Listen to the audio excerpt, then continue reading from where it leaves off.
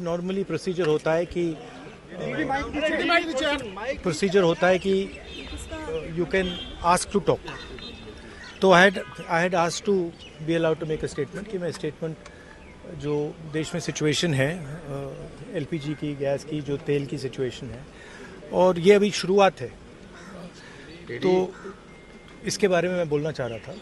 But कोई नया procedure चालू हुआ है कि मंत्री पहले डिसाइड करेगा, फिर मैं बोलूँगा, फिर मंत्री रिप्लाई करेगा. तो ठीक है, let's see what happens. But basically main चीज़ क्या है, that gas is going to be a problem, petrol is going to be a problem, all fuel is going to be a problem, because essentially our energy security has been compromised. Flawed foreign policy has created this problem. Now it doesn't matter. अभी क्या करना है, अभी prepare करना है. अभी आपके पास थोड़ा सा टाइम है,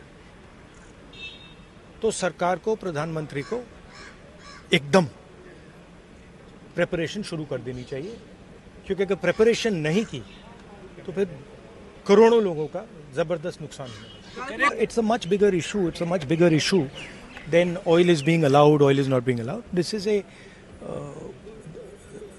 this war is fundamentally about the current world order.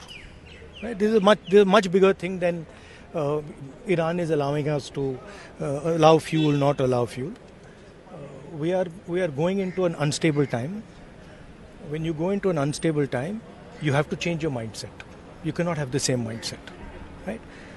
So what I'm suggesting to the government is that they now start to think deeply about what are the possibilities and what do we have to do to make sure that हमारे लोगों को नुकसान ना हो.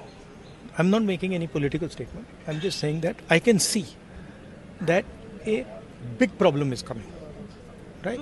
And सुनिए, और अगर ये ईरान के लेवल पे अभी रिजॉल्व हो जाए, तब भी ये प्रॉब्लम नहीं जा रहा है, क्योंकि दुनिया बदल रही है, स्ट्रक्चर बदल रहा है.